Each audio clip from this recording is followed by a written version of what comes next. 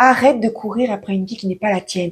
Et si ce que tu poursuis avec acharnement n'était pas vraiment ce que tu veux? Et si cette image parfaite, ce modèle idéal, ces objectifs que tu t'imposes actuellement n'étaient pas vraiment les tiens?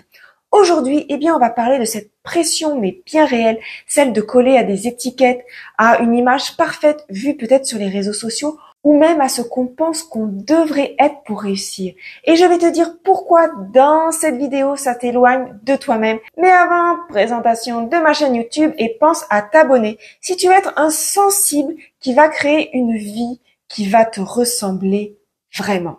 Bienvenue sur la chaîne YouTube de l'Académie des Sensibles. Je me prénomme Christine, je suis coach de vie, coach professionnel spécialisé en haute sensibilité. Je t'accompagne à transformer ta sensibilité en une véritable alliée, à révéler ton véritable potentiel et à redonner vie à tes projets, à les redécouvrir ou à avancer vers ce qui vibre vraiment pour toi. Alors pourquoi les paillettes nous attirent autant? On vit dans un monde où la mise en scène elle est quand même pas mal utilisée. Sur les réseaux sociaux, on voit des moments parfaits. Un sourire avec des dents mais blanches, un sourire éclatant devant, par exemple, un magnifique coucher de soleil, une réussite professionnelle affichée fièrement, un intérieur décoré mais vraiment à la perfection, ou des relations amoureuses sans faille. Eh bien tout ça, oui, ça brille, ça donne envie, ça éveille en soi une petite voix qui dit « Pourquoi pas moi? Si eux peuvent, je le peux aussi. » Mais oui, c'est vrai, tu le peux aussi, moi je le prône, si une personne peut le faire, nous aussi on peut le faire. Mais attention, il faut d'abord connaître tous les aboutissants et souvent on ne connaît qu'une partie de l'histoire. Ce qu'on oublie, c'est que ces images ne sont que des fragments. C'est qu'une vitrine souvent soigneusement choisie et beaucoup oublient de poster les moments de doute, les moments d'échec, les moments de grande fatigue, les moments où on pleure à chaudes larmes après une journée qui a été vraiment très très lourde. Et pourtant, ces moments existent et ils existent chez tout le monde. Mais toi, en regardant ces images parfaites, tu peux commencer à croire que ça, c'est la réalité en fait.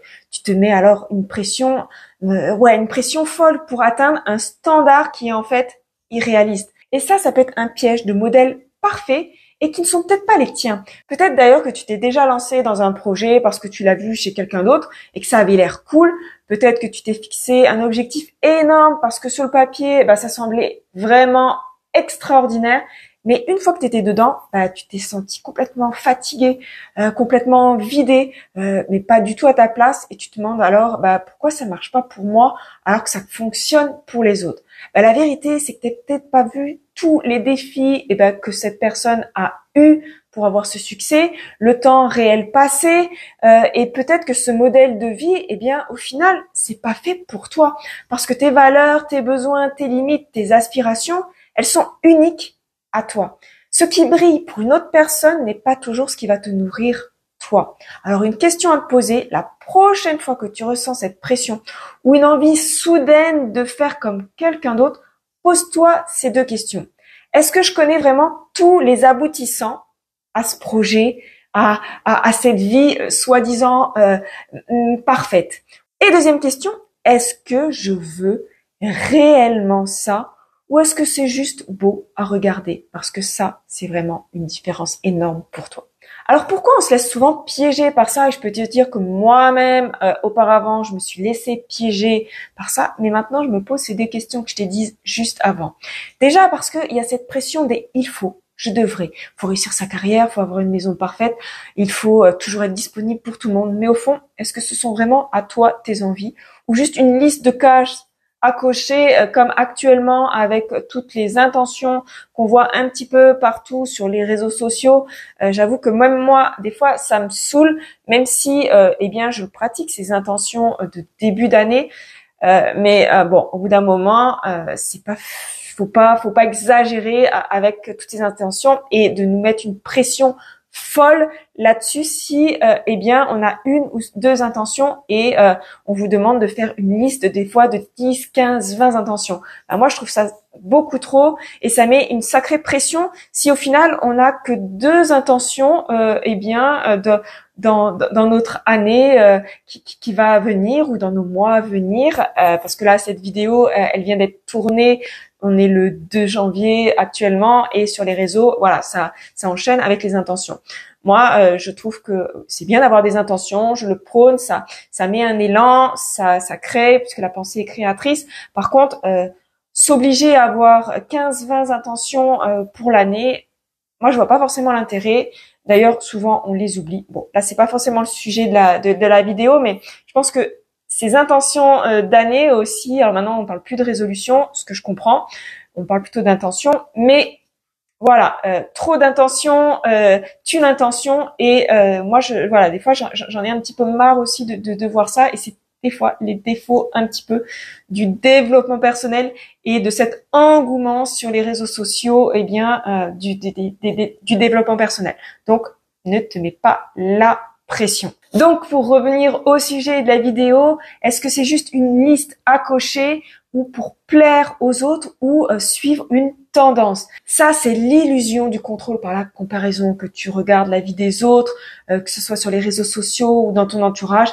Tu vas te comparer à ce que tu ressens à l'intérieur avec ce qu'ils montrent à l'extérieur. Et ça, au final, c'est un petit peu injuste pour toi parce que leur extérieur, il est filtré, il est choisi, il est souvent mis en scène. Et pourtant, toi, tu vas te dire, si eux y arrivent, pourquoi pas moi? Ou pire, je ne suis pas assez. Mais ce que tu oublies, c'est que tu ne connais pas leurs coulisses à eux, l'arrière-scène. Et sache aussi que tu ne pars peut-être pas du même endroit qu'eux. Tes besoins, tes envies, ton rythme, tout ça, c'est différent. Alors la grande question, pour qui vis-tu? Est-ce que tu vis pour répondre aux attentes des autres, pour répondre à une tendance, pour être accepté, pour prouver que tu es capable, pour vivre la vie d'un autre? Où est-ce que tu vis pour toi?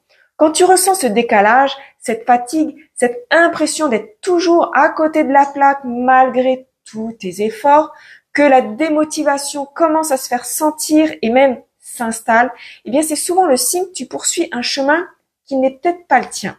Alors une prise de conscience là est importante, c'est nécessaire et il est temps de te poser cette question essentielle.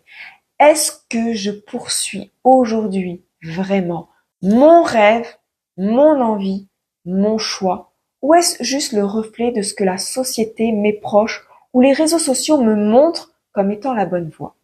N'oublie pas, c'est pas grave de se tromper, de s'être trompé, ce n'est pas grave aussi de ralentir ou de changer de direction. Ce qui compte, c'est de revenir à toi. Alors prends ce moment de réflexion et tu peux même le partager en commentaire. Pose-toi cette question. Si personne ne te regarde, si personne ne te jugeait, qu'est-ce que toi, tu voudrais vraiment? Qu'est-ce qui te fait vibrer à l'intérieur de toi, pour toi? Rappelle-toi l'importance de l'authenticité. C'est seulement quand tu t'autorises à être honnête avec toi-même que tu peux créer une vie qui va te ressembler et pas la copie de celle des autres qui est soi-disant peut-être parfaite. N'oublie pas, les paillettes des autres ne sont qu'une partie visible de leur iceberg.